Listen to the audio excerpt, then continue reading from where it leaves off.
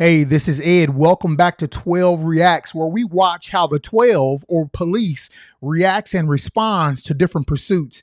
Hey, today we're going to watch the Georgia Highway Patrol chase a motorcycle. Now, there's a couple of things that we want to look at. Let's look at some specs of the vehicles that are involved here. First, we're going to have a Ninja. We're just going to use the Ninja 750 as a base motorcycle because we don't really get to see what kind of motorcycle it is that they're chasing, believe it or not. But let's just say it's a Ninja, and we're going to start with a low CC, like a 750 Ninja. All right, so let's talk about the 750 Ninja. It's basically top speed of about 150 to 163 mile per hour. It weighs only 400 pounds. That's dry. That means that it has no fuel in it and no rider on top of it. So 400 mile an hour. It can accelerate from 0 to 60 mile an hour in 3 seconds. Hey, that is pretty quick. That is pretty nimble. Now, let's compare that to the vehicle that is going to be pursuing them. So Georgia Highway Patrol is using a Dodge Charger 5.7 V8 Hemi. It has 370 horsepower, top speed of 140 mile per hour. Now think about this. It will do 0 to 60 in 6 seconds. So let's compare the two, all right? Let's look at the two. Which one of those in heavy traffic is going to be more nimble? Which one of those in heavy traffic is going to be able to accelerate and take off and get away? Let's look and see what happens with Georgia Highway Patrol. Hey, I want to give a shout out to State Boyzzz. I want to thank them for their videos that they put out. They put out some really great videos. Go to their YouTube channel, subscribe. If you want to see some current up-to-date videos, go check out State Boyzzz.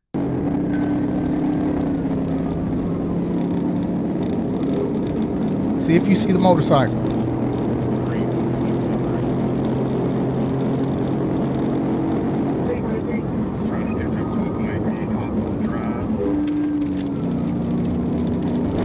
My man ran that on a red light.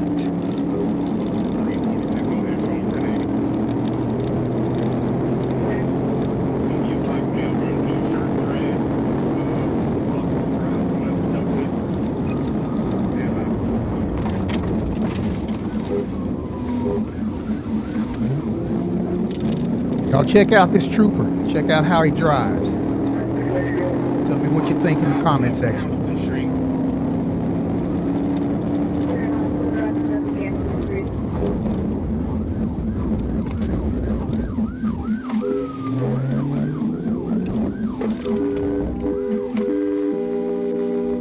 Man, what do people think?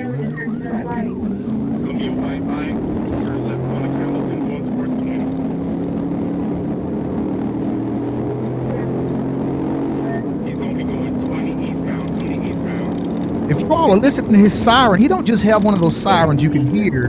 He's got one of those sirens that you can actually feel. You feel the bass thumping through your body, and they still sit there at the intersection like nothing's going on.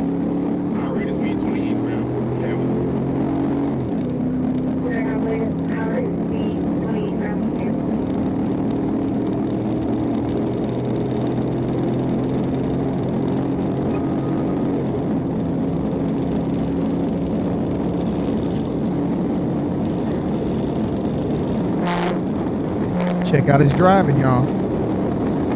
Remember, public safety is first.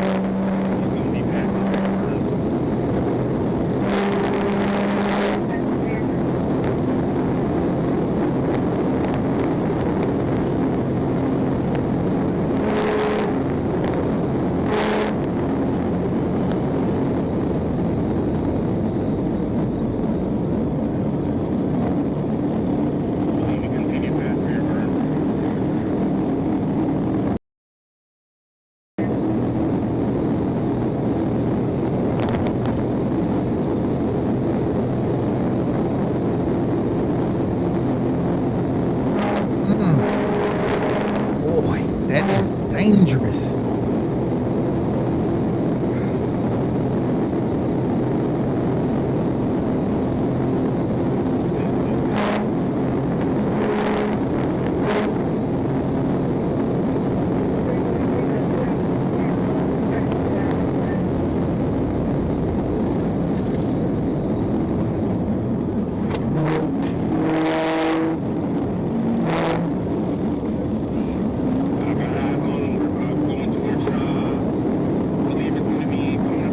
said he has eyes on him. Look for him, y'all. See if you see him.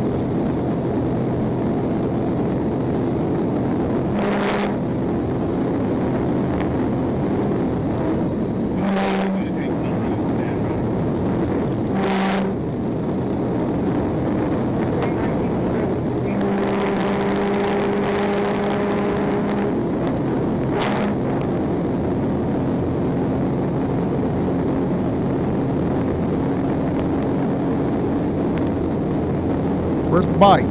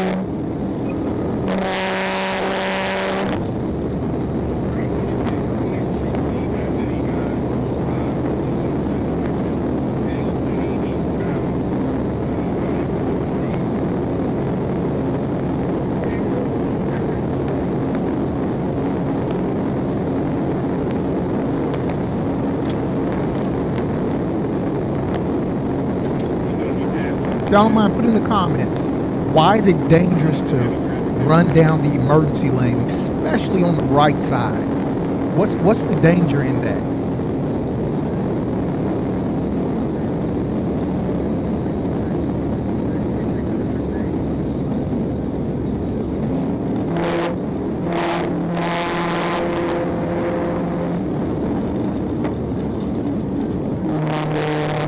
Pay close attention to them, y'all. Look at that.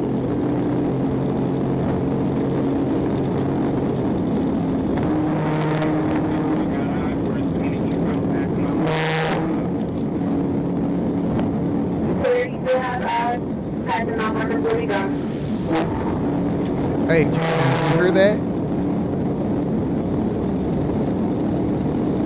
At these kind of speeds, it is easy to lose control.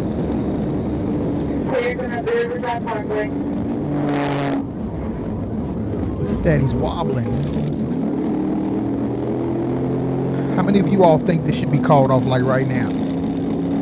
If you have to drive reckless to keep up or to even find them again, how many of us believe we should keep driving?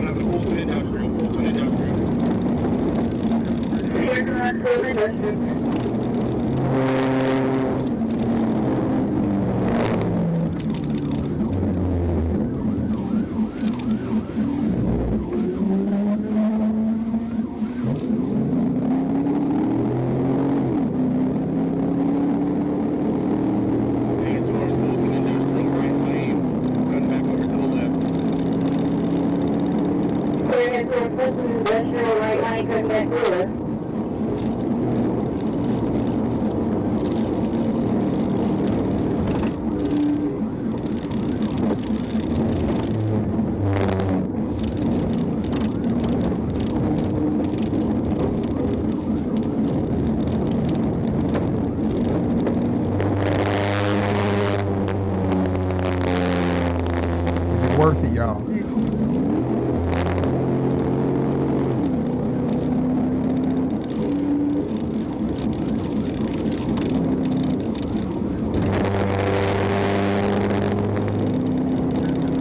Where's the motorcycle?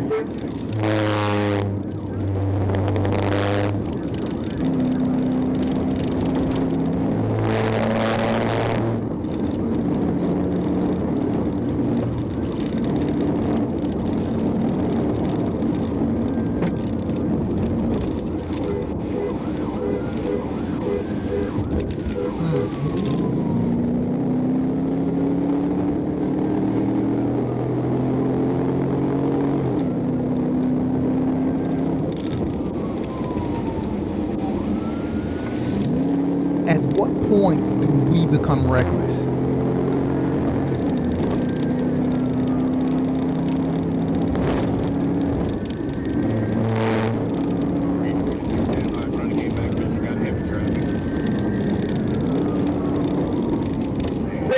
Tonight, last traffic is going to 10-4, I've got heavy traffic trying to get back visual.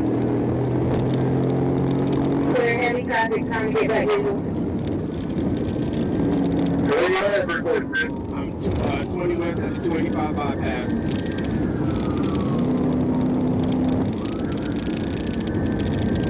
West, good. Correction, 20 east, coming up to the 285 bypass.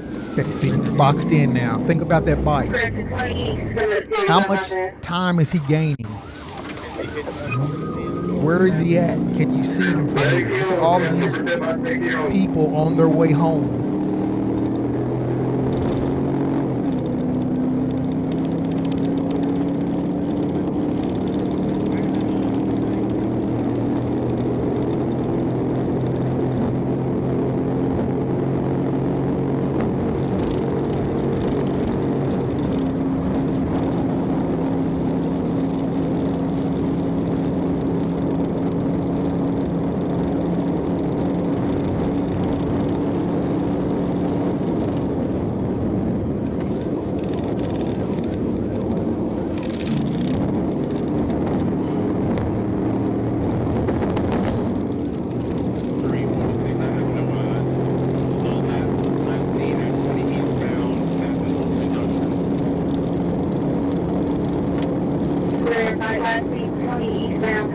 Industrial. You lost visual? 10-4, I've lost American Lock. I'm going to continue to H.E. Holmes to that Troop C Trooper, and if I don't, I'll discontinue. It's okay. 10-4, this is clear. 10-4, 39.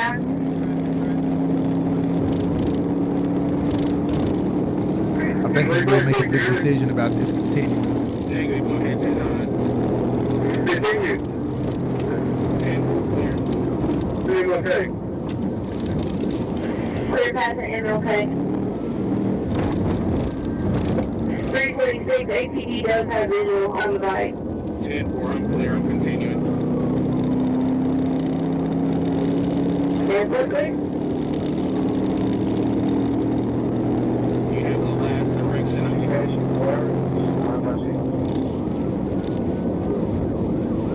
Yeah, I'm trying to slow down really good here, so.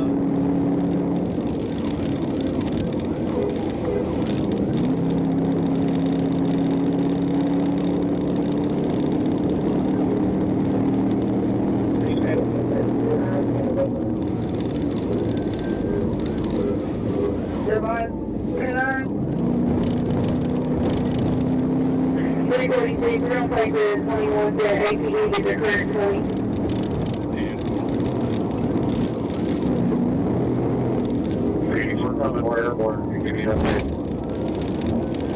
He's 20 east, approaching the connector, he's splitting lanes. 346, I just heard over Troop C, he's 20 east, approaching the connector. Clear on freshman connector. Go.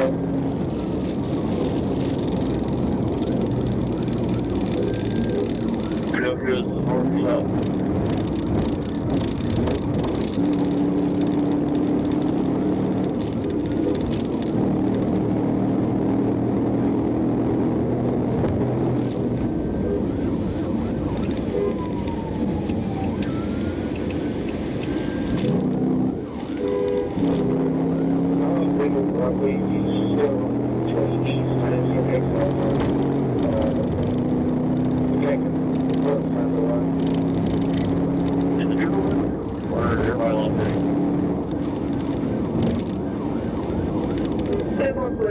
lost visual radio, clear go back to 39.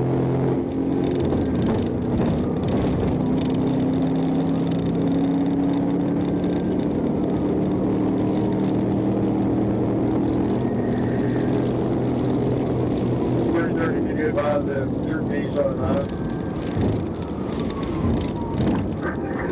Yo, pero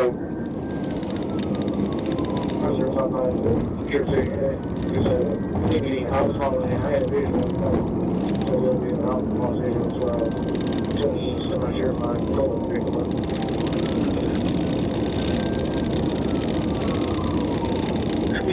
I lost two at the connector. Okay, we're hearing that they lost the bike. Sure, Nancy takes out where you went from connector, where you definitely take it.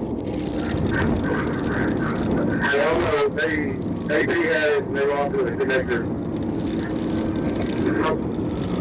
10-4, I'm clear. 346 Miller, if you can copy, we go 39 on the radio. Tampa. Should be all units 30 over back to 39, back to 39.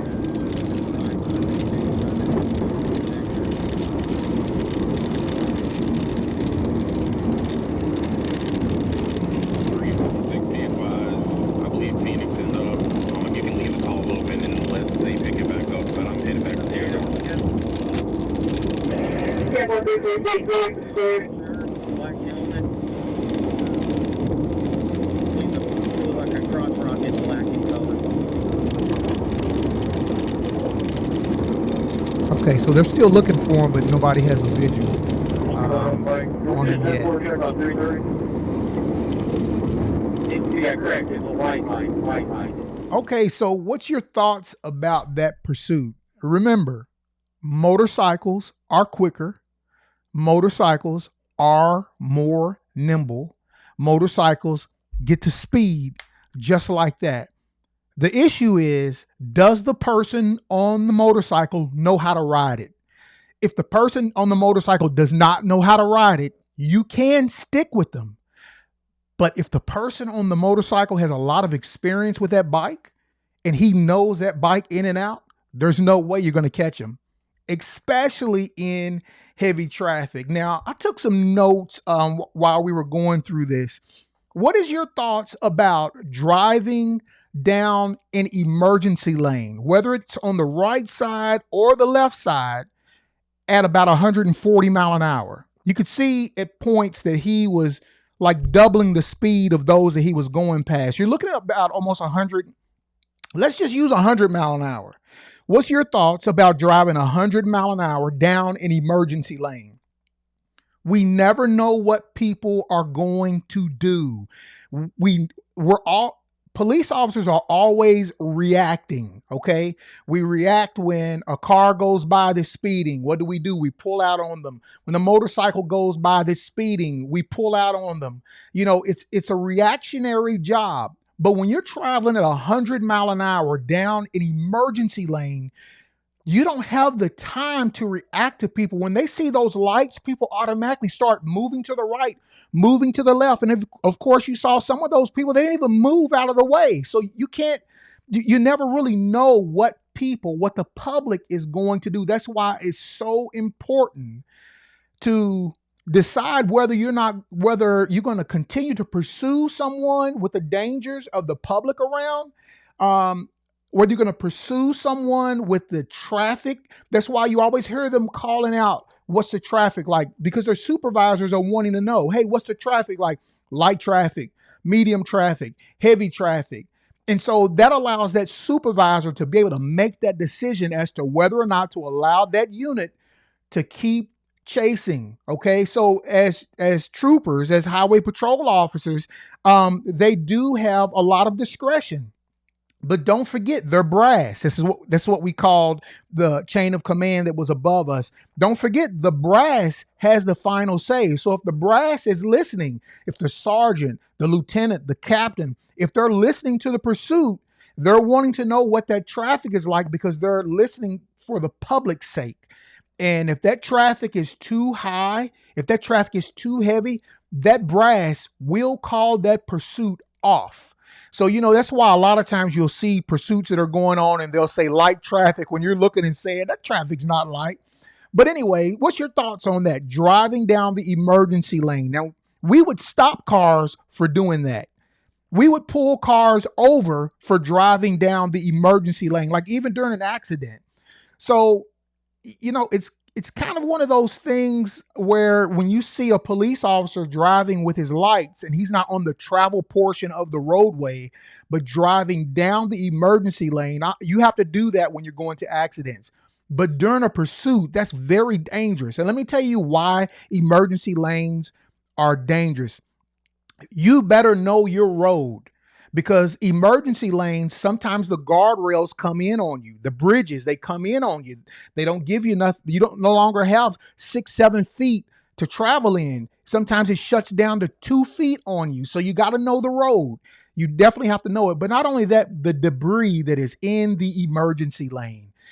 That debris can flatten your tires in a matter of a second. Nails, shrapnel, from off of vehicles, metal that's fallen. Those are dangerous places to be on the roadway. And when you get tunnel vision like that and you're trying to catch, hey, I know, I've been there. I have been in those situations where my discretion probably wasn't the best at that time, because you're not getting away from me. It's like a cat and dog game. That cat takes off, I'm running, I'm going after it. And so that's the mentality that police officers have. And so, we don't want to let somebody get away from us, not even a motorcycle. Motorcycles were challenges to me because I knew it was hard to keep up with them anyway. All right. So here's another one. What about the weaving in and out of traffic? What's your thought on that? There was a couple of times where he actually got a little squirrely coming up on the back of a car, and he had to throw his brakes on. He got squirrely coming back behind a truck, and he had to throw his brakes on, and you could see his vehicle. You could see the little wobble that takes place. Go back and watch it on State Boyzzz channel. Watch the whole thing so that you can see exactly what I'm talking about, and then watch him change lanes. Sometimes the way that in which he was changing lanes really was not the best when it comes down to the public. Remember, you'll always hear me say, we always look at things from a public standpoint. Why? Because your family is out on the highway. My family is out on the highway, and we want to do things that does not harm the public. Okay, last thing. A couple of times that trooper almost bit it. He almost bit it. And what do I mean by that? A couple of times he almost ran into the back of a couple of cars. All it would have taken was him trying to slow down. Once he realizes he's gaining too fast and the people look up in their rear view mirror and slam their brakes on, there's nothing you can do about it. You've just run into the back of someone. So I totally get it. Trust me. Again, like I said, I've been there. I've done that. You want to get that guy on that bike, because don't nobody run from the state police. I mean, that's just the way that we acted. But a lot of times we really have to use our head when we're in pursuits like that. My judgment is I believe that pursuit should have been called off a long time ago. Yeah, it probably should have been called off within about the first 5 minutes. Unless somebody else has eyes on them and the bird is up, which they had the bird up. If the bird has eyes on him, you don't have to drive recklessly no more, because he's going to direct and tell people where to go. There's going to be other people in front of you who are going to hop in on the pursuit. So yeah, you can keep your lights on, your sirens, maybe not run as hard so that you can get to that location, but to drive and push that car to the limit with heavy traffic, it's really not wise. All right. So, hey, this is Ed Logan. That's just my thoughts on it. Hey, put in the comments below what you think should have taken place, what your thoughts on it. And if you're an upcoming police officer, tell me what you think about how the officer responded. And tell me, when you become a police officer or a state trooper, what is it that you're going to do? I look so forward to seeing your comments. Hey, once again, this is Ed. Thank you for joining me on 12 Reacts, where we watch what the police do. We watch how they react to certain situations they're in. Hey, don't run. It's not worth it. See you on the next video. Bye-bye.